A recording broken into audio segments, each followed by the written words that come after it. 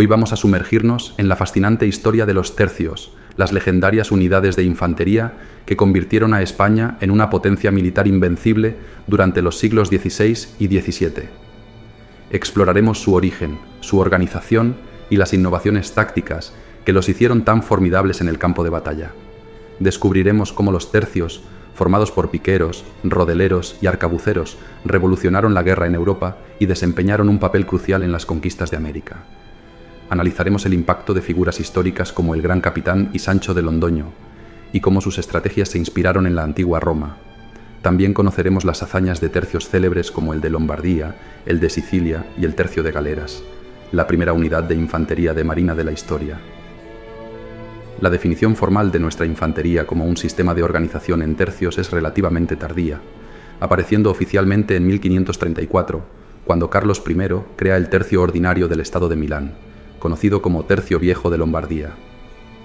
En los 2 años siguientes, la Ordenanza de Génova de 1536 establece los tercios de Málaga y Nápoles, siendo llamados también viejos.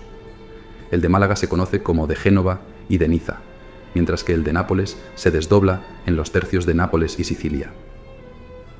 ¿Por qué Carlos I los llama tercios? Este término ha generado debate entre los historiadores. El término tercios aparece en una ordenanza de Carlos I, aunque la palabra ya se utilizaba anteriormente. La primera referencia a los tercios proviene de una ordenanza de 1497, que divide a la tropa según su función. Piqueros, escudados, que era infantería con espada, y ballesteros con espingardas. Así, el término tercio se refiere a las 3 funciones específicas de cada parte del contingente. Esta composición no era exclusiva de la infantería española, sino común a todos los ejércitos europeos de la época. Primero, los piqueros eran soldados agrupados en formación cerrada que portaban largas lanzas llamadas picas. Estas eran esenciales para enfrentar con éxito las cargas de la caballería pesada. Existían 2 tipos de pica, una más larga, de 5,4 metros, utilizada en la primera línea, y otra más corta, de poco más de 4 metros. Los piqueros de la primera línea llevaban armaduras casi completas, incluyendo peto, espaldar, escarcelas, brazales, guardabrazos, manoplas y celada, mientras que los de las líneas posteriores solo llevaban el morrión. El éxito de los cuadros de piqueros dependía de la coordinación precisa de sus movimientos, todos reglamentados minuciosamente. Los principios generales eran ahorrar energía al soldado, desplegarse para el combate solo ante la ofensiva de caballería o infantería enemiga, asegurar la eficacia de los movimientos colectivos y maximizar la eficacia en el choque utilizando la fuerza de todo el cuerpo al manejar la pica, no solo los brazos. Estas tácticas eran comunes en los ejércitos con cuadros de piqueros, pero los españoles introdujeron cambios significativos que mejoraron su eficacia. Primero, aumentaron la proporción de piqueros con armadura o coseletes. En una compañía de 300 hombres, la mitad debían ser coseletes. Además, crearon una sección especial de unos 40 hombres, con casco cerrado pero sin armadura, para proteger a los arcabuceros durante las maniobras de penetración en las líneas enemigas. Este apoyo táctico fue una de las grandes innovaciones de la infantería española. Los cuadros de piqueros eran el núcleo de la infantería, pero había otros soldados con funciones específicas importantes. Por ejemplo, los lansquenetes alemanes usaban espadas de 2 manos para abrir huecos entre las picas enemigas. Los españoles incorporaban 2 tipos de combatientes a espada, los coseletes y los rodeleros. Los coseletes, llamados así por la palabra francesa corselet, coraza, llevaban armadura y con espada y ocasionalmente un pequeño escudo rompían las líneas enemigas después del choque. Los rodeleros, por su parte, llevaban solo un casco y una rodela, un escudo redondo de medio metro de diámetro. Las rodelas, hechas de madera dura envuelta en cuero cocido, eran muy resistentes. También existían rodelas de acero, aunque se generalizaron más tarde debido a su mayor coste. Es interesante notar que los rodeleros, a principios del siglo XVI, estaban a punto de desaparecer de los campos de batalla debido a su aparente inutilidad en enfrentamientos dominados por la caballería pesada y los cuadros de picas. Sin embargo, los españoles comenzaron a usarlos, con la misión específica de deslizarse bajo las picas enemigas y atacar lo que estuviera a su alcance, demostrando así su enorme utilidad. Además, el estilo de combate español, basado en la movilidad y en la preferencia por el combate cuerpo a cuerpo, permitió que los rodeleros recuperaran su prominencia. Su importancia aumentó aún más con la generalización de las batallas navales, donde jugaron un papel decisivo en los abordajes. También fueron comunes entre los conquistadores de América, debido a su movilidad y capacidad en el combate cuerpo a cuerpo, cruciales en las luchas contra los mexicas e incas. El tercer tercio de la disposición inicial de la infantería correspondía a los ballesteros, quienes pronto fueron reemplazados por los arcabuceros.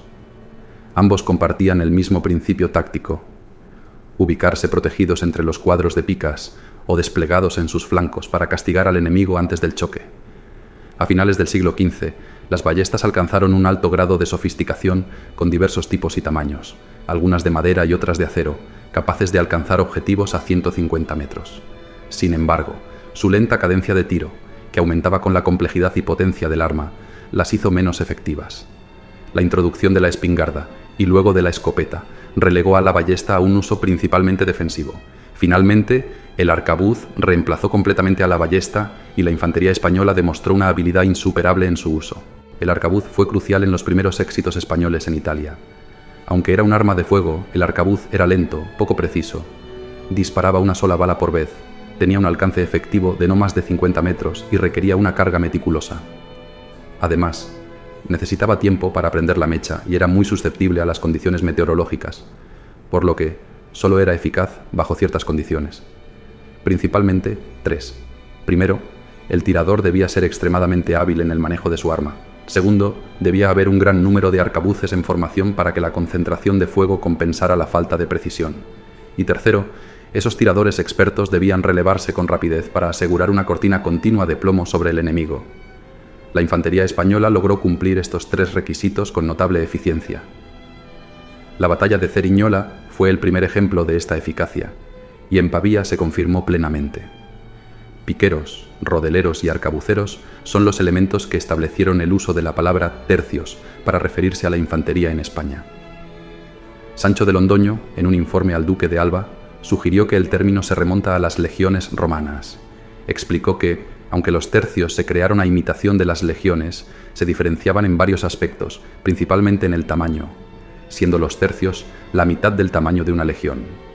Originalmente, los tercios contaban con 3.000 soldados divididos en 12 compañías, aunque luego el contingente se redujo, pero el nombre se mantuvo.